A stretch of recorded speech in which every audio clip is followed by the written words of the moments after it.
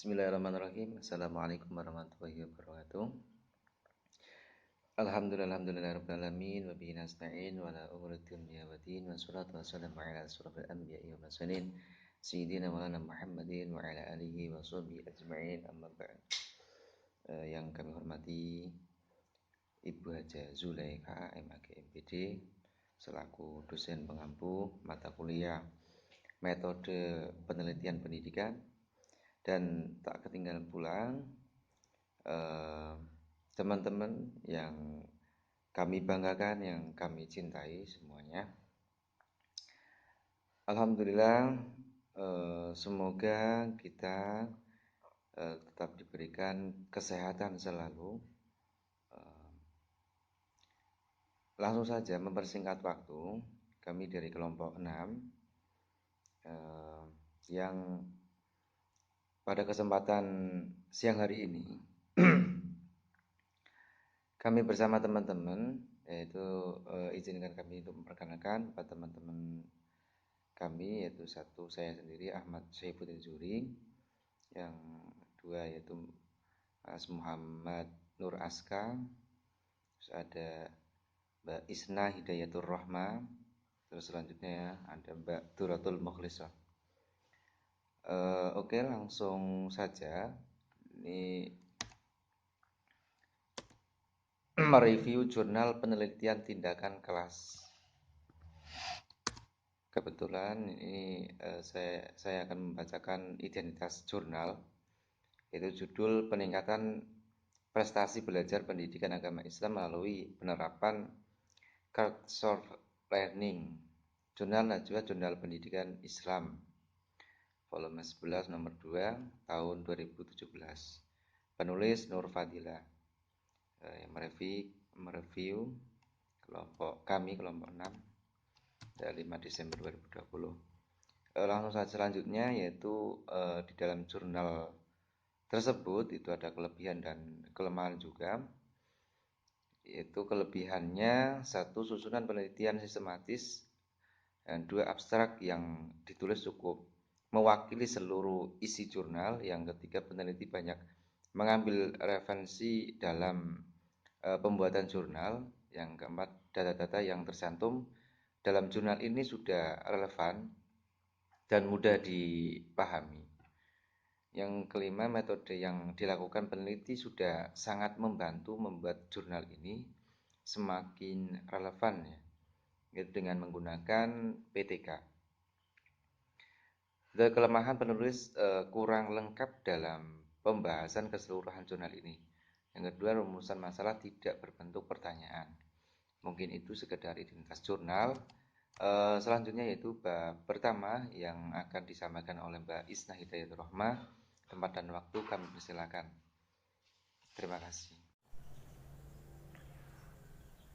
Bismillahirrahmanirrahim. Saya akan melanjutkan pada materi selanjutnya, yaitu di bab 1 pendahuluan.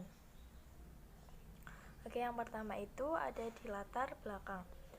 Reviewnya yaitu deskripsi latar belakang penelitian tersebut sudah menyampaikan dasar teori secara umum, dan di akhir latar belakang terdapat teori yang lebih spesifik mengarah pada topik yang akan diangkat menjadi masalah penelitian.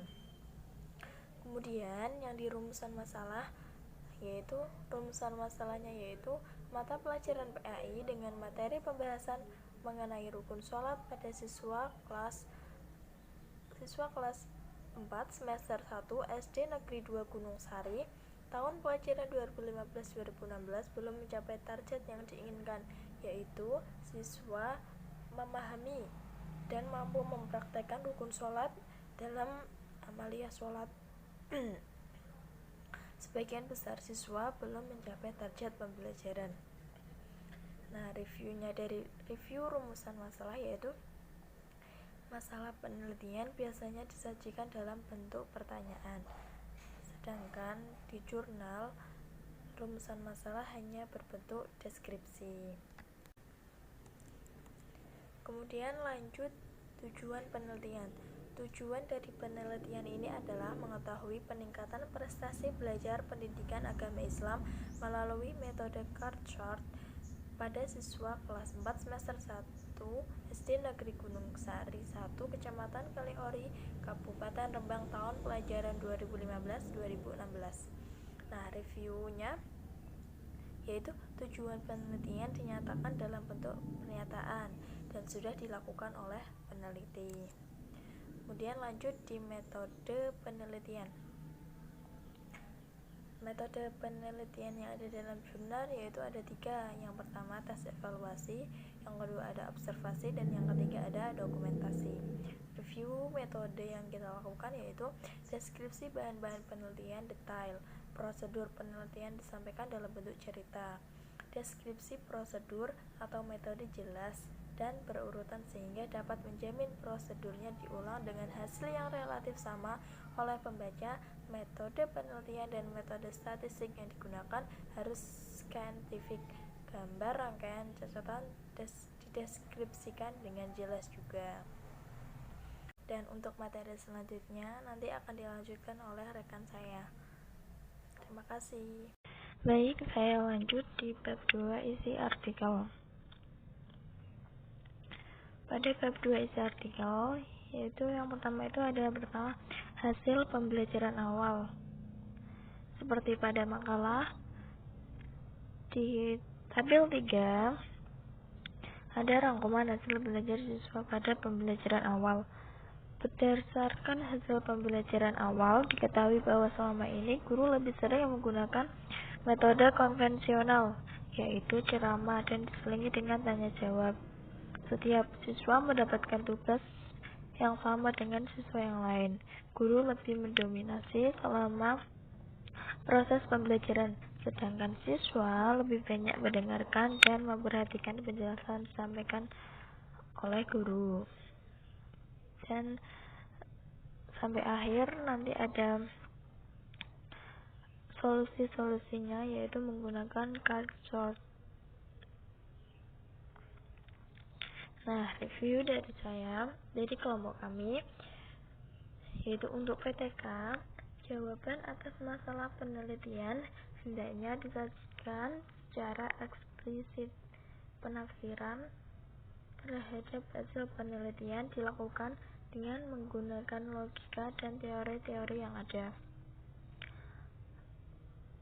Kemudian, pengintegrasian temuan penelitian ke dalam kumpulan yang dilakukan dengan membandingkan temuan itu dengan temuan penelitian yang telah ada, atau dengan teori yang ada, atau dengan kenyataan yang ada di lapangan. Pembandingan harus disertai rujukan. Reviewnya berdasar deskripsi penyelesaian permasalahan, pembahasan singkat tapi jelas dan ilmiah. Jadi penjelasan yang ada di jurnal cukup jelas dan ilmiah. Untuk penelitian tindakan kelas, bagian ini menyajikan secara singkat pelaksanaan tindakan sesuai kegiatan dalam setiap siklus yang dilakukan, termasuk hasil observasi dan refleksi, hasil analisis data terhadap variabel yang diperbaiki atau ditingkatkan. Dipaparkan juga perkembangan hasil dari siklus 1 ke siklus berikutnya. Hasil analisis dapat disajikan dalam bentuk grafik atau tabel untuk memperjelas penyajian hasil secara verbal dengan penjelasan secara singkat. Terus tampilan data hasil penelitian dalam sudah berbentuk grafik atau tabel. Hasil penelitian sudah signifikan dan mempunyai kontribusi baru bagi ilmu pengetahuan serta menyelesaikan permasalahan. Deskripsi penyelesaian permasalahan jelas. Terus tabel itu menjelaskan pada siklus 1 itu pembelajaran difokuskan pada implementasi metode Courtsort. Penerapan metode ini begitu awal, maksudnya baru pertama kali diterapkan, sehingga masih mengalami beberapa kendala, di antaranya kemampuan siswa dalam berdiskusi. Hasil penelitian pada siklus 1 ini menunjukkan peningkatan dibandingkan pada tahap prasiklus atau pembelajaran awal. Pada tahap prasiklus, nilai rata-rata hasil belajar siswa adalah 58,8 dan ketuntasan pembelajaran mencapai 10,7%. Sedangkan pada siklus 1, nilai rata-rata peserta didik adalah 73,4 dan ketuntasan pembelajaran sebesar 67,9. Hal ini menunjukkan adanya peningkatan ketuntasan pembelajaran yang cukup signifikan.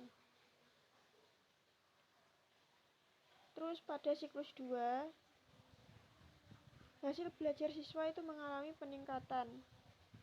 Jika pada siklus 1 nilai rata-rata hasil belajar siswa adalah 73,4 dengan ketuntasan pembelajaran mencapai 67,9%, pada siklus 2 nilai rata-rata peserta didik adalah 78,9 dengan ketuntasan pembelajaran mencapai 92,9%.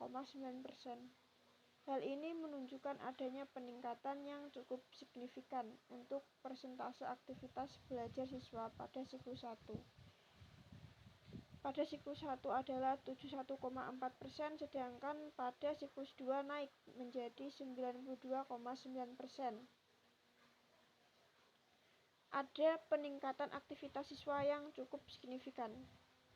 Hal ini menunjukkan bahwa hasil peserta didik sudah memenuhi target yang ditetapkan peneliti. Kesimpulannya,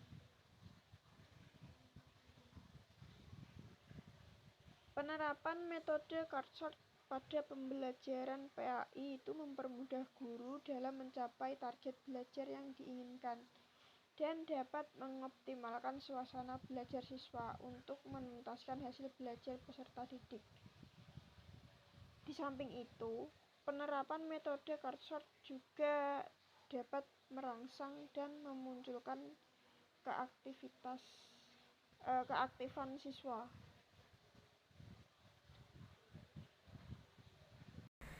Jadi cukup sekian dari video dari kelompok kami, yaitu kelompok 6 tentang review jurnal penelitian tindakan kelas. Kurang lebihnya kami mohon maaf sebesar-besarnya. Wassalamualaikum warahmatullahi wabarakatuh.